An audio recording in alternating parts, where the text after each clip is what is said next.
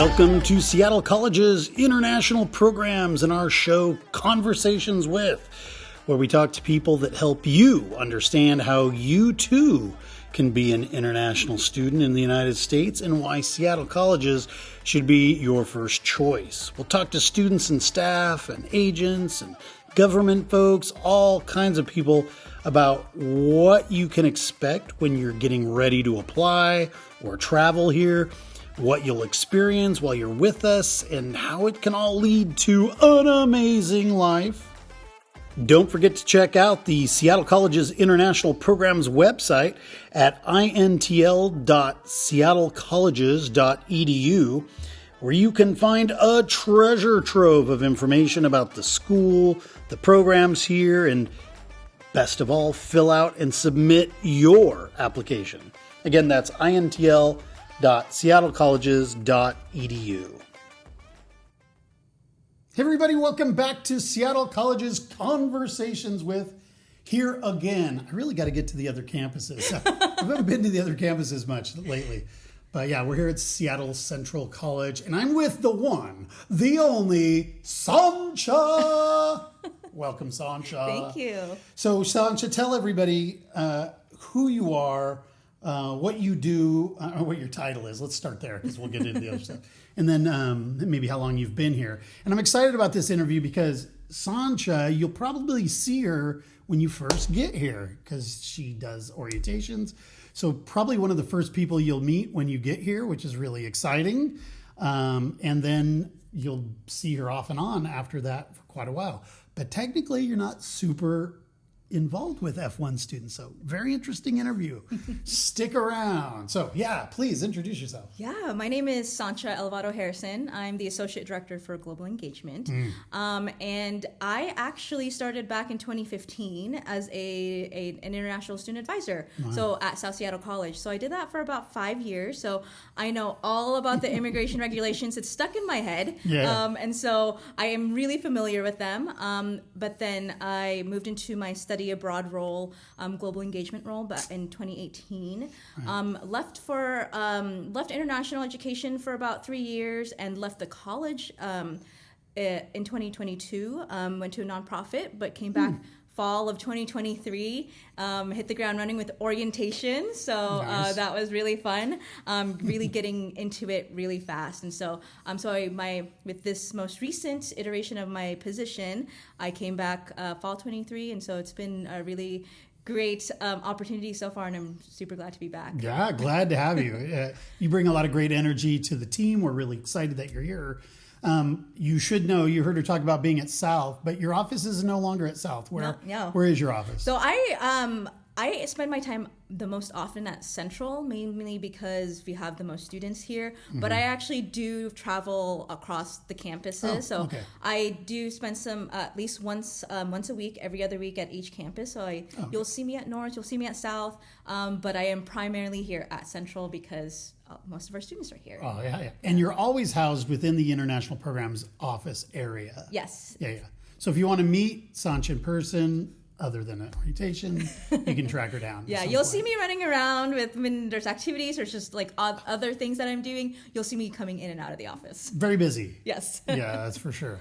Well, let's go back, because honestly, you and I work together, but I actually have never really talked to you about your background, like where you come from, where you went to school. Did you go to a community college? That kind of stuff. Yeah, so I actually immigrated with my family from the Philippines to the U.S. back in '94. And we need more Filipino students, by the way. Yeah, so so I actually did grow up in Lacey, Olympia, which is about an hour south of Seattle. So Washington is my hometown. Washington State and Olympia is my hometown. And I went to a university in Lacey called St. Martin's University. I know St. Martin's. And and I knew right away what I wanted to be because I took 2 classes in high school for accounting, and I was like, let me be an accountant. So I knew right away, at least coming in to do my undergraduate, that I wanted to be an accountant. Wow. However, I got super involved. I was on student government. I was doing activities. So the job that I have now is really great because this is essentially what drew me in this role. But I was really involved, and I myself also studied abroad. I went to the University of Westminster Business School in London, and I did that for a semester. So I was there for about 3.5 months, and I knew right away that I did not want to be an accountant anymore. I wanted to help students with similar backgrounds as me. I was low income. I was also a first-generation immigrant, first-generation U.S. college student. I wanted to help students who had similar backgrounds as me to study abroad, that this was an opportunity that was possible. And so I finished off my degree in accounting, so I do have a bachelor's degree in accounting. Hey. I was already in my last year, and I didn't want to start over, so I have my bachelor's degree in accounting, and then I went off to go to graduate school in Chicago to get my master's of education in higher education. And what school in Chicago? Loyola University Chicago. Oh, good school. Yeah. I went there, and I knew I wanted to work either in student activities, but I as a more general job. But my passion and love is study abroad. Wow. And so when I was looking for a job, folks in study abroad jobs just really love it. They don't leave. And so my next best thing was international student advising. And so that's how I became an advisor and started at South back in 2015. It was right after graduation from grad school. That's really cool. But why did you go to Loyola? That's not nearby. Yeah, no, I actually was about to go to Seattle U, just down the road here. But after talking to some of my mentors, they said that Loyola had a more national reputation in the field that I was going into, whereas Seattle U, which I had a really great time, and I visited the campus, and I was offered a graduate assistantship. But I said to myself, why not? Why not? Go to a different state. I'd never been out living in another state outside of Washington, so I said, if I could go study in London, in a different country, I could study in another state. So I was like, let's do this. Problem. So yeah, that's the reason why I chose it. But I did come back here a lot to do my internship during the summer. So Seattle is where I had hoped to end up, and I did. Now it's my home. So you did an internship here in Seattle for who? University of Puget Sound. Oh, okay. And Down so Tacoma? Yeah, it's Tacoma, and I did orientation there. Nice. And I also did sort of like we didn't call it an internship, but I'll call it an internship. But it was with St. Martin's University in their housing. My dad lived in that housing back in the day. He was a high school student at St. Martin's when it was a boarding school. Yeah, way back long ago. Yeah. Yes, when it was still a high school before it became a college. Yeah, it was a long time ago. Yeah. So and then one of my best friend's daughters just graduated from St. Martin's not too long ago. What? Really? Yeah. I mean, St. Martin's is such a small community that when you run into someone who went there, who knows of it, you're like, wait a minute. I didn't know you knew about St. Martin. So it's always, that's really great. Yeah. If you're here currently as a student, international student, and you're thinking about where you might want to transfer, Olympia is not that far. Get on an Amtrak train, go down, or find someone with a car. Go check out St. Martin's campus. It's really pretty little campus. Yeah, and it's the capital of Washington State, so lots of opportunity there for internships. Should you want to do OPT? Right. So it's a nice medium-sized city with small town feel. Right, I agree. How many students are at St. Martin's? Not that this interview is about St. Martin's, but I'm curious. Well, when I was there was about 1,200. Okay, So I'm not sure how many students there are now, but it's still, I think, that sort of tight-knit, small community. Yeah. It's like a big high school, really. Yeah. I mean, I think Roosevelt High School here in Seattle has more students than that, so it's big. Yes. My high school had more than St. Martin's. Yeah. Well, that's really cool. I want to go back just to your experience in England. You spent a semester there. What was that like?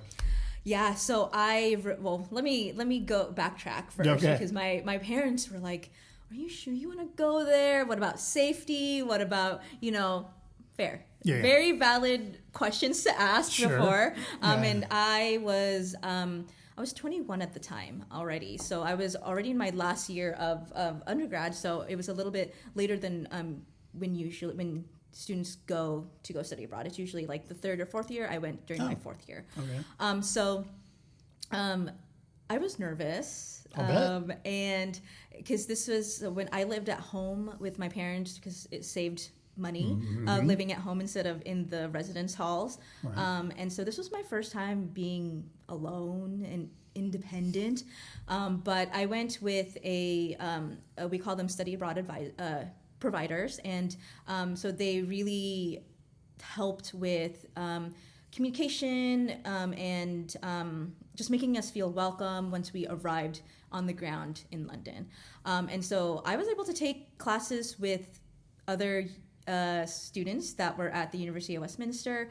And so it's people from all over the world. So that was really great.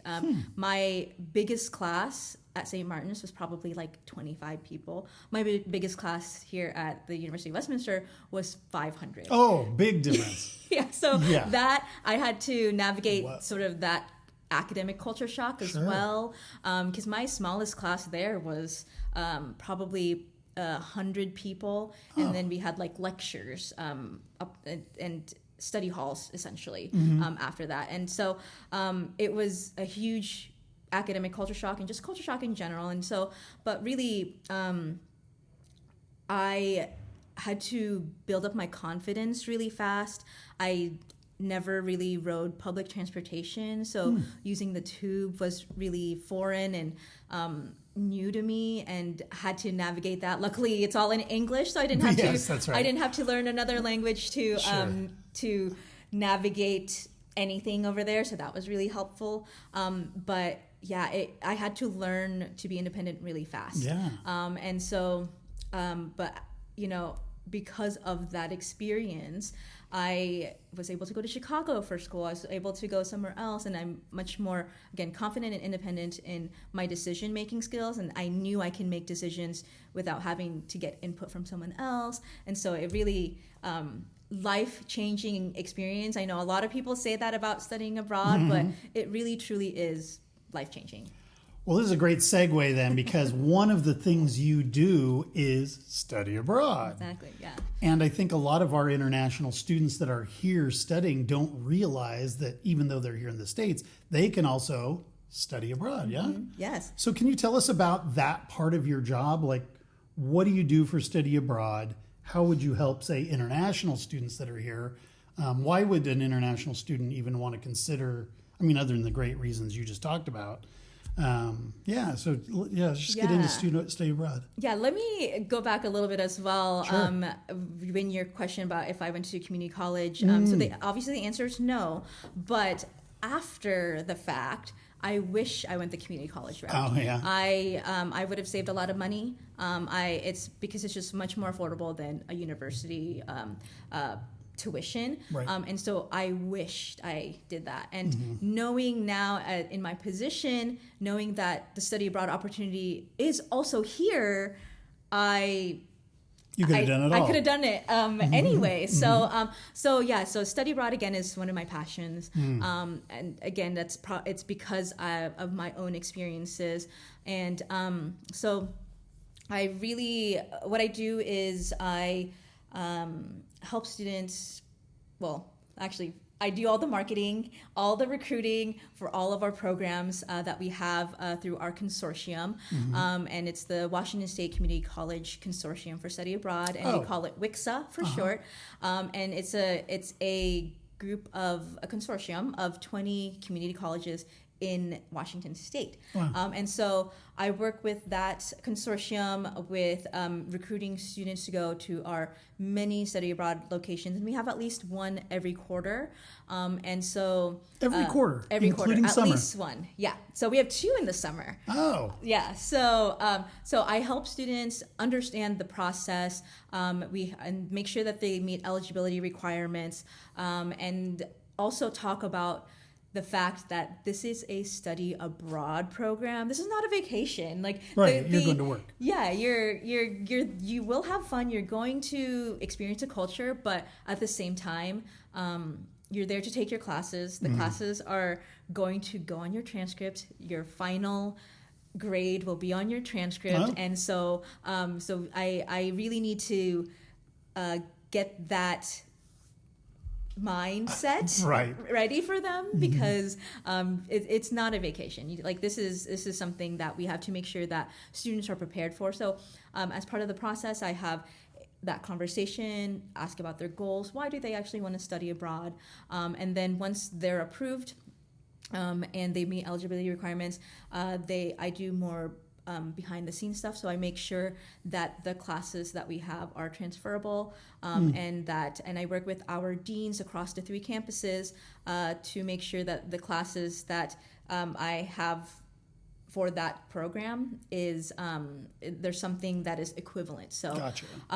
So I just help them through the process, and then they go abroad, and then if there are any issues abroad, they typically contact the staff on the ground at their country. But if it's an issue that is Seattle Colleges related, then they'll contact me. Sure. And I try to help out as much as possible. And then when they come back, I have a conversation, see how it goes, especially if they are a recipient of one of our study abroad awards, then definitely a conversation we need to have, and talk about the project that they'll be doing in order to promote study abroad. And so I really walk students through from the very beginning of the study abroad cycle and through the end, and even beyond that. Right. So many questions coming into my head all of a sudden. First of all, cost, because students come to a community college to save money. They're going off to, say, University of Westminster or something. It's going to be a lot more money, right? So do they get a special deal being at a community college for the study abroad? Sometimes. So yeah, so let's say a student, and again, the students that I mainly work with are non-F1 students. Oh, so they're domestic students? Yes, so they are students here in the U.S., but we have had international students study abroad in the past. So I'll touch first on the non-F1 students, and then I'll touch about the F1 students who study abroad. But those who are studying abroad, non-F1 students, they typically get financial aid. And so because of their financial aid, which is how I was able to study abroad because of my financial aid, that will help cover some of the costs for study abroad.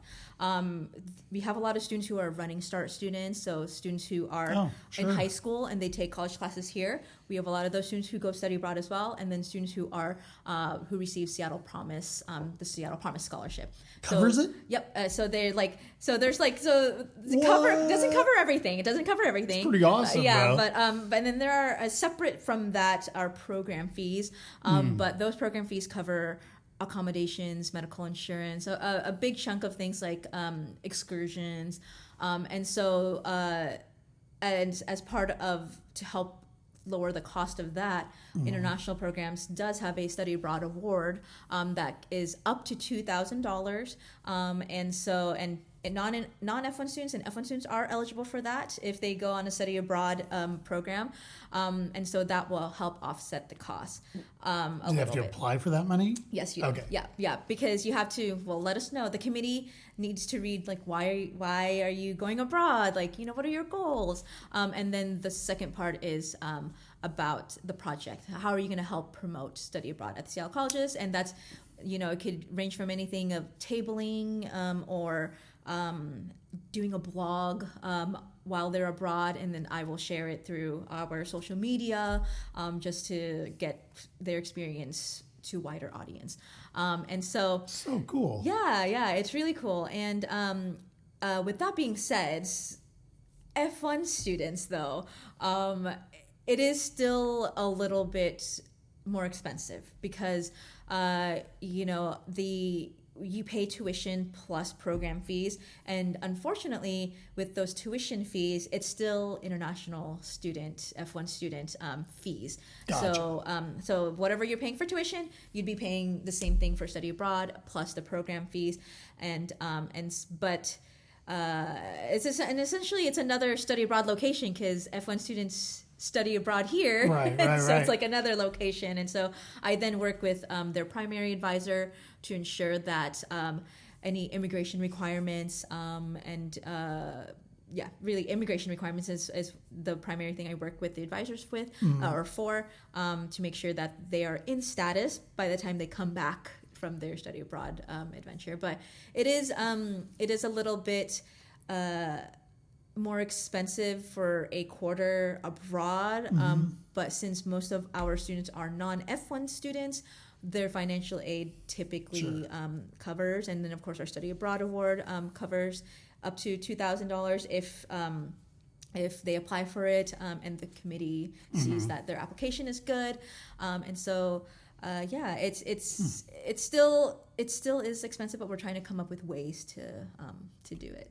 So you'd said that normally students do study abroad about their third year, even their fourth year, like you did. Community college, they're doing their first 2 years of university work. So are you seeing community college students in their second year going to do these things? So that's funny that you mentioned that because I actually recommend students in their second and third quarter to go study abroad. Yeah, so in order to be eligible to study abroad, you just need to have been at the Seattle colleges for a quarter. And the reason why we say either the second or third quarter is probably the best time, that's because a lot of our programs have general education classes. So let's just say English 101 or English 236, which is like a creative writing class. Those are typically classes that students take within their first year. Because especially with STEM majors, when you get even into the second, third, or even the next year to second year, they don't have room in their academic plan to take a general education class. Right. And so I actually recommend going as soon as their second or third quarter. And if they are in their second year, hopefully they are an Associate of Arts student who is looking to do, let's say, communications. That's a little bit easier to go study abroad and have elective credits versus someone in STEM. Computer science, really, really hard for students to study abroad. Interesting. Okay, so I'm an international student, and I'm like, I want to be I want to go abroad. I want to study abroad. Can I go anywhere? Do I get to choose? Like, I want to go to Germany or I want to go to Laos. Yeah, so not really. Okay. So there's a couple ways you could actually study abroad. So we have our consortium, as I mentioned, WICSA. Right. So that is the one I recommend the most, mainly because it's a quarter long program or 4 weeks in the summer, and it fits the academic calendar the best. Gotcha. So that's the one I recommend the most, and those are programs we have. The consortium plans which location. So they're preset. Preset Gotcha. About like at least a year and a half in advance. Oh wow. But there is a way to do what we call independent study abroad, and that is through study abroad providers. But with that, we can't guarantee transferability we can't guarantee the program quality. Gotcha. But I still encourage students to check that out. But one thing I actually didn't mention is our exchange programs. So we actually have an exchange program with Nagasaki University of Foreign Studies, and we are able to nominate 2 students to go to Nagasaki University for one of the semesters, and that is probably the most affordable way to study abroad, because all the students have to pay is the tuition here, plus any accommodations and meals and everything. But because the Japanese or the US dollar is really strong against the Japanese yen, it's really affordable.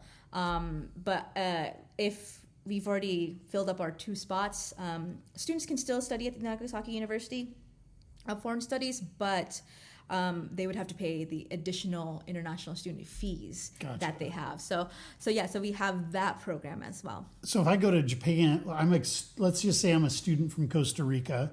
I come to Seattle colleges, and then all of a sudden I'm interested in being a study abroad student. I go to Nagasaki.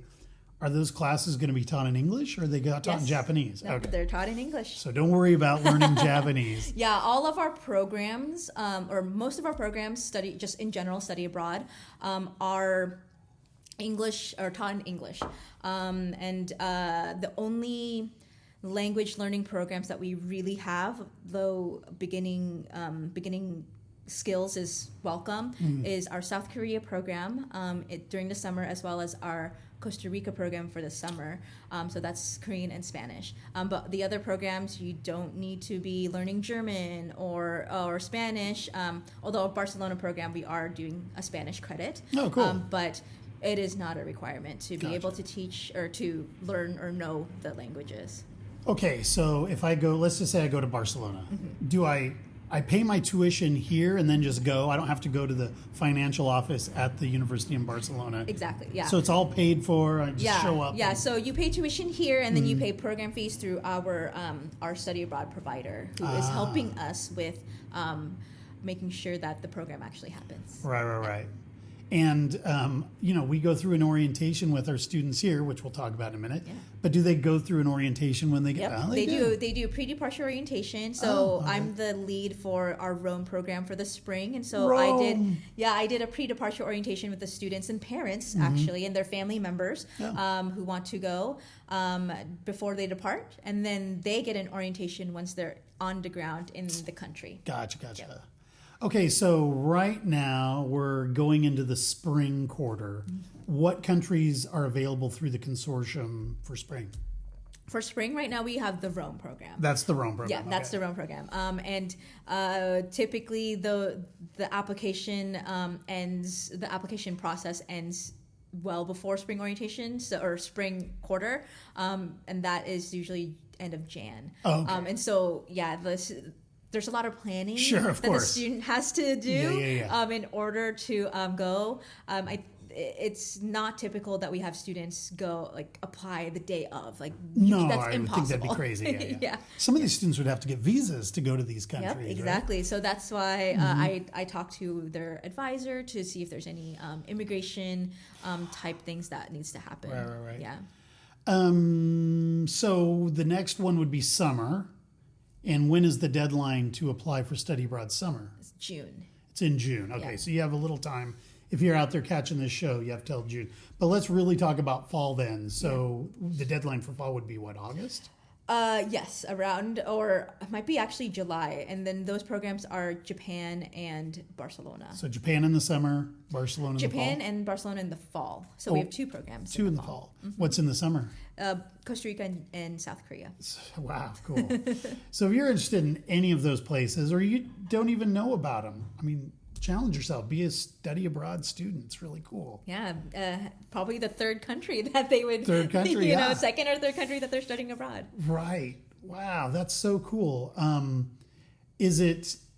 So you said that they do things for you when they get back, like they run a table or they do the blog. Yeah. That's required as part of the deal? No, so only if they receive the study abroad award. Only if they get the award. Gotcha. Yeah, exactly. Okay. So that's really cool. How many international students have taken advantage of study abroad just since you've been here? Not many. So I started my position 2018, and even then, in my tenure as a study abroad coordinator here, I haven't had any. But prior to me, there was maybe at least one every couple years or something. Okay. It's not a lot. Not a lot. Yeah. But it should be more. So if you are an international student coming to Seattle College, or you're already here, give it some serious thought. It's a great way to expand your horizons, for sure. Even further. Even further than you already are. That's exactly. Yeah, exactly. So if I had a student from Spain, and why would they go back? They wouldn't go back to Barcelona. That unlikely. Doesn't make any sense. Yeah. You'd come and then you'd just go off to Japan or something. Yeah. So, wow, very cool. So that's a lot of information about study abroad. So where can they find out more information? I know you have a bulletin board at each school. Yeah, we also have as part of our website. So intl.seattlecolleges.edu /study-abroad. So we do have our own website, but the most up-to-date things are on the bulletin board or flyers around campus, social media as well. Yeah. If they wanted to do it let's say they're a little nervous about going by themselves, can they take their buddy? I mean, they could, but they would also need to be eligible. They need to go through the process as well. Yeah. So when you were in England, did you have just international students, or were you mixed in with British students as well? I was mixed in with local students and their international students as well.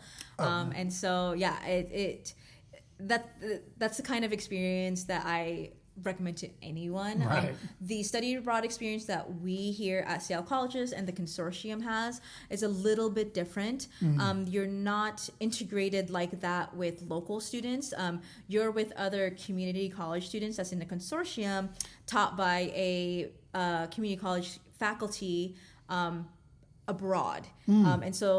But you are at study centers that have students from other programs as well. Just as an example, our Lyon program for fall 2024, they were also with other students from other universities from Norway, and I think some other U.S. schools as well. So cool. While not integrated or immersed in that way as with my experience, they still have an opportunity to mingle with the locals and experience the culture there. So one thing I'm a little confused about, so I used to teach for a British school. I taught for Oxford Brookes, Stanfordshire, University of Stirling, and the delivery of the course material is different than we do here in the United States. Yeah. So if I go to another country and it's maybe on a different kind of a system, how does the grades work? How do they're not going to give an A, B, C, D, E, F, whatever necessarily. Yeah. So for our specific programs, because it is taught by a faculty from community college here so they will in be the consortium. Yep, exactly. And when I had mentioned the cost is tuition plus program fees, the reason why they have to pay tuition fees is because they are registered here. Okay. So that's why I recommend our WICSA programs the most, because they are able to use their tuition or their financial aid and other awards that they have because they are registered for classes here. So when they have a syllabus just like any other faculty, and we receive the grades and we input it here, and so it goes directly onto their transcripts. That's pretty cool, actually, because it's all kind of controlled and taken care of. That's great. Yeah. You did say something about excursions. So when they're there, do they go do touristy things? Yeah. Oh, they do. So I'll give two examples off the top of my head. So our Rome program, they have an excursion that is included with their program fees. They're going to Sorrento and Pompeii, and so that's like a program or a weekend during, I think, May, and so that's an example. An example that I like to give, because I just also read it for South Korea, the program. For that program, they're doing an excursion to the DMZ. And then they're also doing excursions of K-pop events, and they are with local Korean students as well. They have like a buddy conversational partner. And just actually one more example, in Japan, they do an Osaka and Tokyo excursion as well. Sure, yeah. So that's all included in program fees. So again, they have an opportunity to go and do their own thing, but the program also has excursions that is covered. Yeah. Okay, nuts and bolts then. Where do they live in student housing? Okay. Yeah. So they're not staying with host families. So it depends on the program. Oh, it does. So most of the time they are in student housing. But other programs like Barcelona, our Lyon program, are host families. Oh. Yeah. Cool. And then, so I'm guessing if they're with a host family, the host family is providing food. Yes. If they stay in housing, do they get like a meal card? What do they do for food? Sometimes, yeah. So our Rome program, for example, they do receive a meal card that covers up to X amount, and then anything outside of that. Yeah. And then they also have like an additional extra meals if they want to purchase that. But it's sometimes just cheaper to go to a local place instead of buying a meal, anything better like meal credits. It's just probably cheaper just to do something on your own. What do you guys recommend for spending money? It's like all this stuff's covered, but they're going to have their evenings free. Maybe the weekend they'll have some free time. Yeah.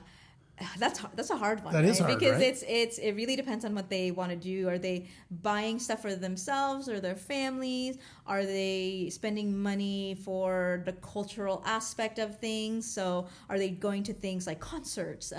Or like our Berlin program, a lot of students went to concerts because they're in Berlin. Why not? Why not? And so it really depends what they're wanting to use it for. Gotcha.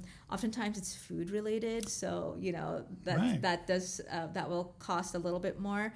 But for a quarter long program, I think at least $400 US just to bring for personal expenses. Sure. Yeah.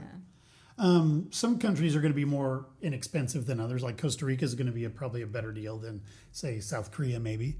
But yeah, check out all the programs so you can go onto the website to learn more. Go talk to Sancha. She's around. I'm sure she'd be enthusiastic to tell you all very much so. Get you involved. So yeah, international students, we want to see a few more people in the program. So consider it. Come talk, explore. Do you do like info seminars or anything like that? Once in a while I'll do it. If I have time, considering as you'll find out, there's some other aspects of my job that I do, but I try to do them once in a while. Yeah.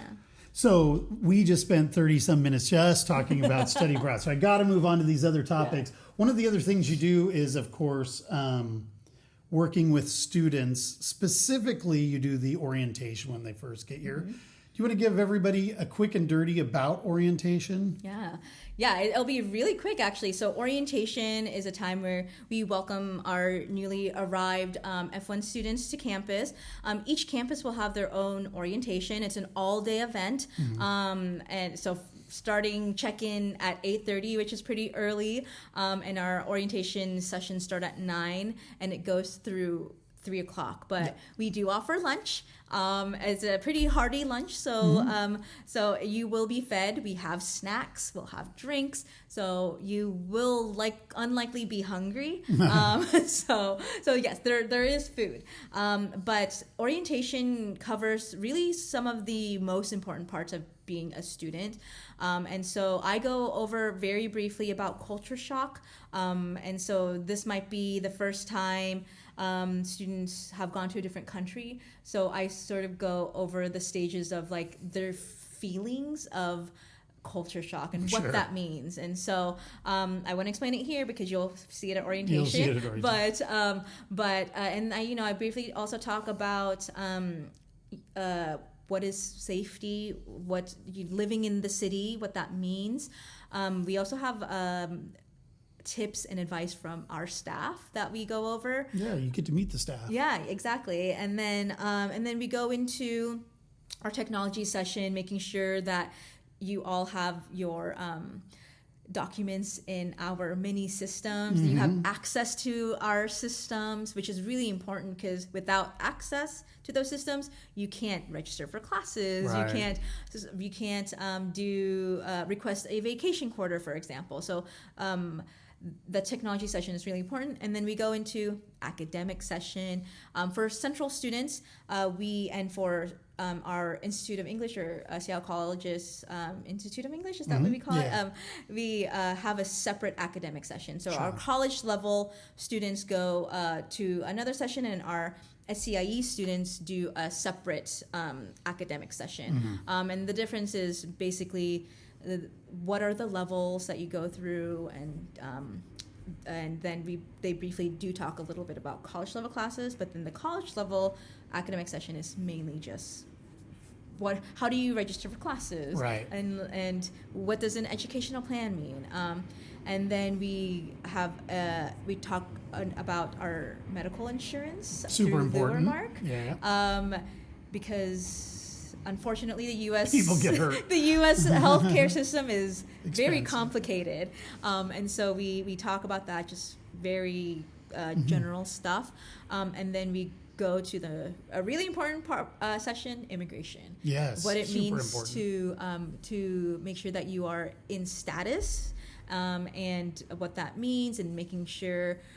Sort of going over some regulations so you are aware, and then we end with a campus tour. Yes. And so we do that at each campus one day after the other. So next week is actually orientation. Next week for spring. So for spring, April 1st through 3rd is our orientation days. I'll be and there. So, yeah, it's that crept up on me. I know, it's really fast. So it's going to be a really busy time, but we hope that students feel welcomed, and students are bring questions. Please bring questions. As part of that, we have our international ambassadors, who are student employees for international programs, who have been through it all. You know, they know it. They probably have some advice. You know, the one thing that we ask that you don't ask them is immigration advice and academic advice, but things like, where do you go to get groceries, or where's a good club? Yeah, yes, maybe. Where is a good place to, or how to use public transportation, that kind of thing. Or is anybody hiring on campus? Because I really want a job. They usually know. Yeah. So it's a fun time, busy time. Really, there's lots of happenings. Yes. But we hope that this is an opportunity for you to make new friends, meet people outside of your country of origin, right? Because there are many examples of students who has made their best friend for life during orientation. Yeah, it's true. So we hope that is a good opportunity to do that. Right. I know students who have found roommates for apartments. Yes. There's a lot of great. So one thing you got to remember out there, guys, is when you are accepted and then you decide you're coming here, do your there's a pre-arrival. Pre-arrival, yeah. Yeah. Go through that carefully, because there's a lot of information in there that will help you when you come to orientation. And then when you get here, you can arrive up to 30 days in advance of your classes. So take advantage of that time. Get here as early as possible. And that way you can definitely, is orientation mandatory? Yes. It is mandatory. Yes. Some people are like, I don't really want to go to orientation, but I'm telling you, it's one of the best parts. There's a lot of information, so you will feel a little overwhelmed, but that's okay. Don't worry about it. Yes. We're here to help you if you forget stuff. No problem. Yeah, and unfortunately, we have had students who come the day before, and so jet lag is a really big deal. Just arriving the day before, jet lag happens, and you're here for a whole day. That's really tiring. Yeah, it's overwhelming. So try not to do that if you can help it. Yeah, get here. Up to 30 days in advance, but a week would even be nice. Yes. So you can adjust. And then, Exactly. meeting people, I think, is, going to class and all that's really important, of course, but meeting people, networking, one of the best parts. And don't be shy. I know you're going to be a little nervous, but yes. And that's expected. Of course. Yeah. Were you pretty shy? You don't seem very shy. So. Oh yes, oh yes. But because of my study abroad experience, when I gained confidence, then it's like, okay, I actually can do this, and so I was definitely more reserved and shy before that, but now I'm hard to imagine. Much more confident. Yeah. So that's great. We want you here for orientation. That's one of the things you do. She talked about international ambassadors briefly. I want to touch on them again. We've had a number of interviews with international ambassadors, so you can listen to those podcasts. But maybe you can tell them something that we haven't heard from those international ambassadors before. Yeah. So I want to say our international ambassadors are just amazing students who are very hardworking, especially when it comes to planning really fun events for our students.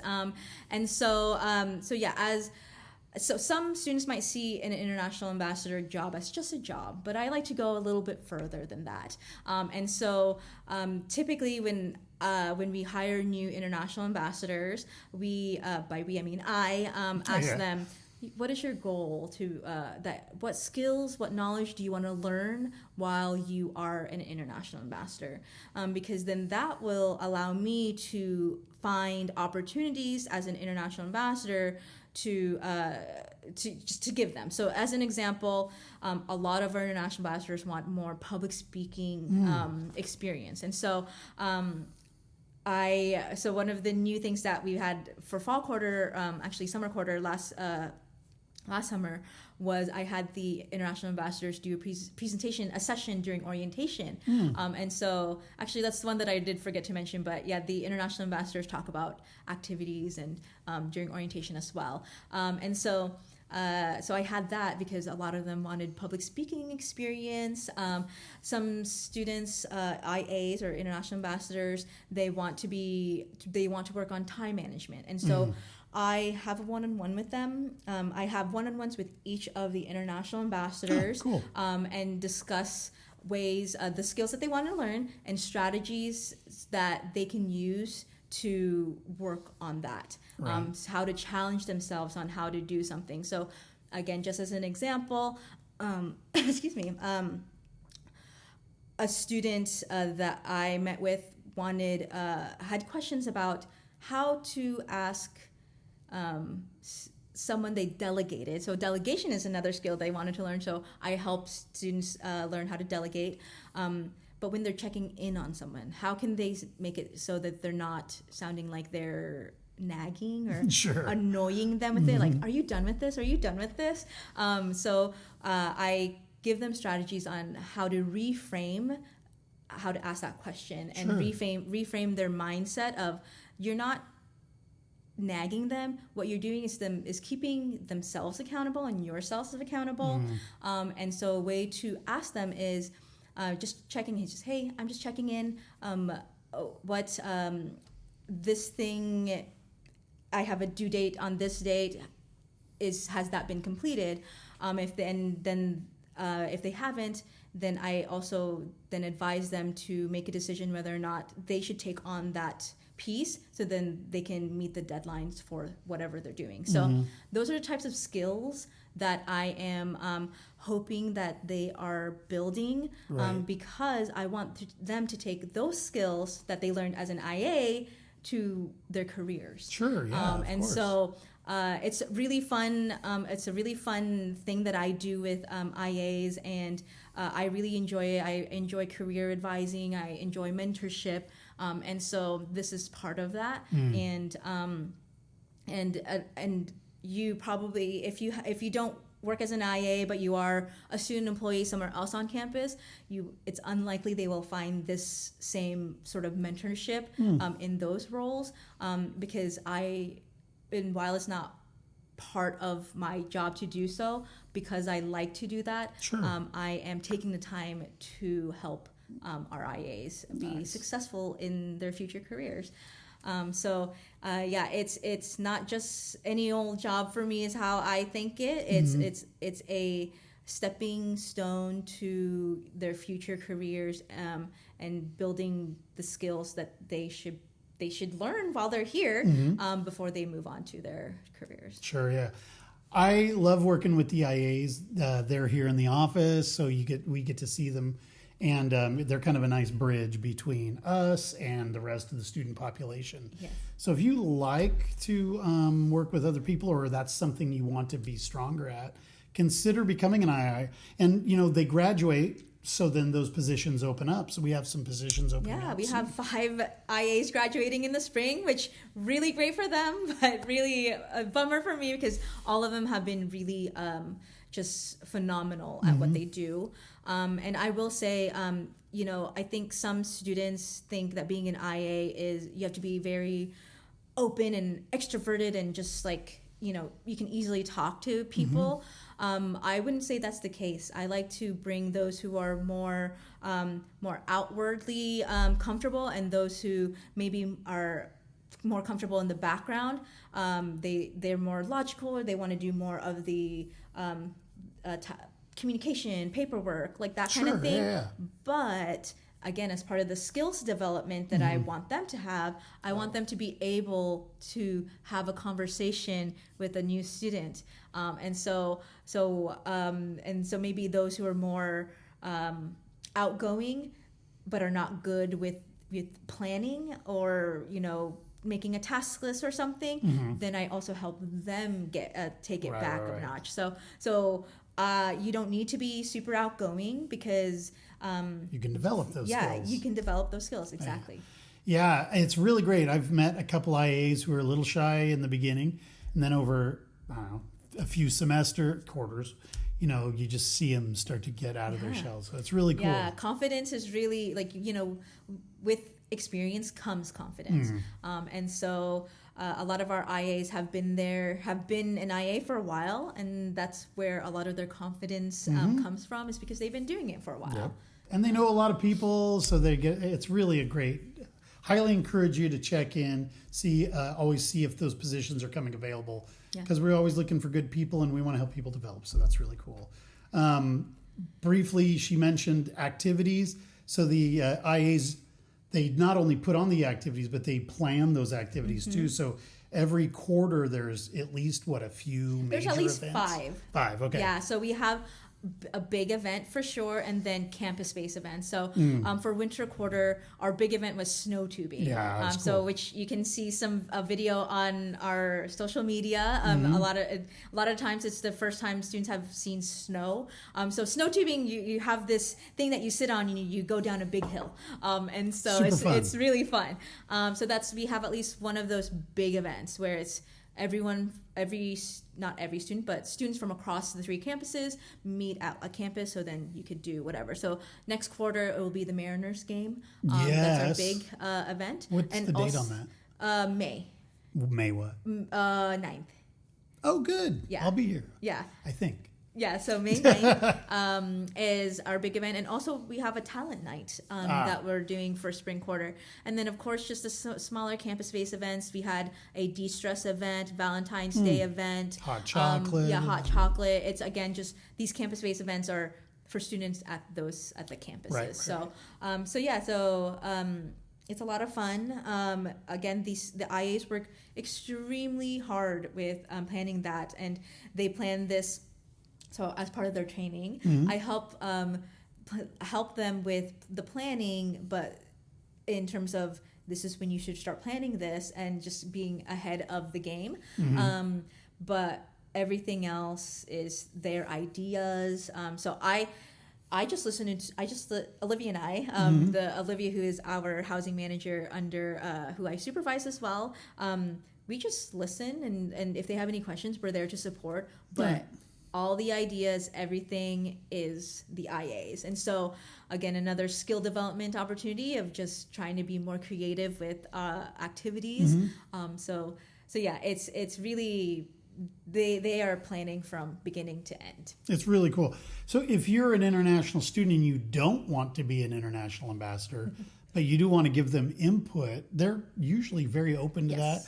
Like if you have a great idea for a student activity in a future quarter, you could tell them and see what they think, Yeah, tell myself or the ambassadors, and the international ambassadors also have an email. Yes, that's true. So they can also email any ideas. Yeah, it's really great. Okay, I got to move on to that. It's just lots of opportunity there, guys. Last thing, or just so really briefly, one of the other things you do is short-term programs. And I just want you to since we're so late on time, Tess, talk a little bit about what those short-term programs look like. Yeah, so short-term programs, very briefly, is just we welcome groups from abroad to one of the colleges here at the Seattle colleges, and it is primarily for English language learning. Okay. And so it's just a group of students, between 6 to 40 students, between 5 days to 4 weeks to do English language training. And sometimes we do have one group that does what we call special topics or content areas where they have biology and chemistry, a week of that. But it is primarily English language learning, and we welcome groups from abroad to do that. And that's essentially the gist of it. And we work with agencies in regards to that. With that being said, we currently are only hosting 2 big programs currently because we just unfortunately don't have the staff. That's the reality of it. But I do welcome interest from agencies. If you have a group, and potentially, hopefully in the future, we would be able to host them. Sure. But it is primarily English language learning, and anything beyond that, like during tourist stuff, that's unfortunately not on us. It would be on the agency. So, but our primary goal is English language learning at one of the colleges. And do they mix with our Institute of English people, or is their English this is separate? Completely separate. They have a separate English instructor. Okay, great. And is there an age minimum that they have to be? Yeah, they have to at least be 15. Oh, okay. Yeah. Interesting. Yeah, because we have high school students. Right. Yes, 15 or older. Okay, and where do they house? Do you put them in housing? Or? We've put them in housing before.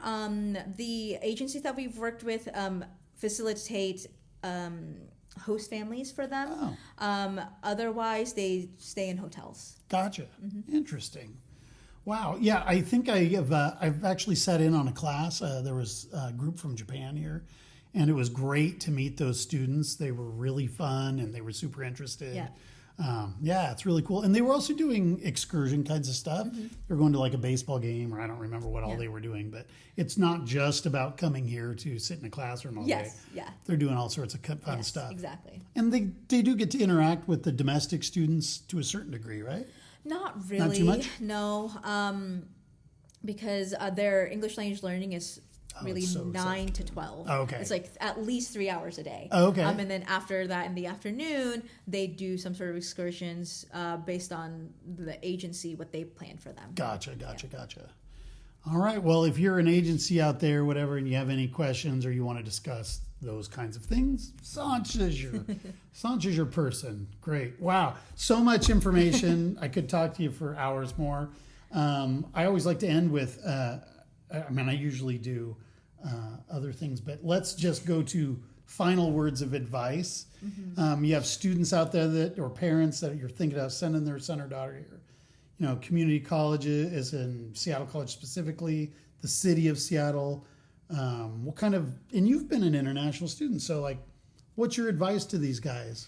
Yeah, so I would say, and you're probably going to hear the same advice from other people, but Sure. It is to get involved, and being involved doesn't mean just being involved with activities. It's being involved with your academic planning, your career, what you want to do, being active in choices that you want to make. Yeah. It's asking questions to IAs or the advisors or teachers. It's just being involved in that way, being involved and active, because your experience is what you make of it. And so if you are just staying at home, you go to school, you go home, that's not a very fun experience. It really does make a difference when you're making new friends. Either that's from your country of origin or new friends from outside of that, and even U.S. students. It really does make a difference. If a student is reserved or shy, ask an international ambassador. Ask me, hey, how can I start this conversation? So, just being involved and being active in your choices and your academics and just being here, present at the Seattle colleges. Really good advice.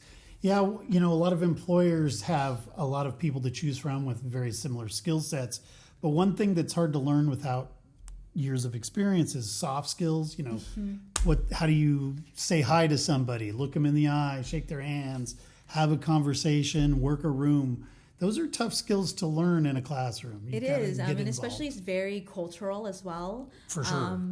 Some cultures are more comfortable with it, and some cultures are not. And so, you just have to do it sometimes. I agree, 100%. Well, dang. So good to talk to you. Thanks so much for coming on the show. If you have any more questions about what she does, send her a message. You can find her on our website. Yeah? Yes. Yeah. So, get on there. Send us messages. We'll get you hooked up with some information, whether it's study abroad or international ambassadors or whatever.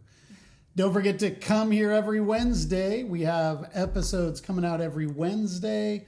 We talk to students, staff, lots of great information. Please join us. Don't forget to like, share, and subscribe. We want to get up to over 100,000 subscribers, so help us out. Tell everybody you know.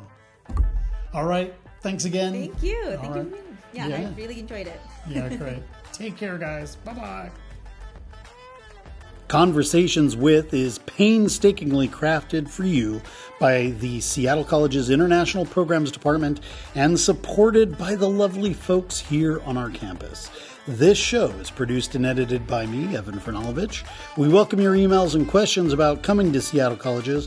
Please reach out to us via our website or just give us a rating and a review on Apple Podcasts, as this helps others discover the show. Also, don't forget to follow us on Instagram, Facebook, TikTok, or YouTube at Seattle Colleges INTL. That's Seattle Colleges INTL. And be sure to check out all of the shows here on Conversations With. Thanks for listening, and we'll see you next week.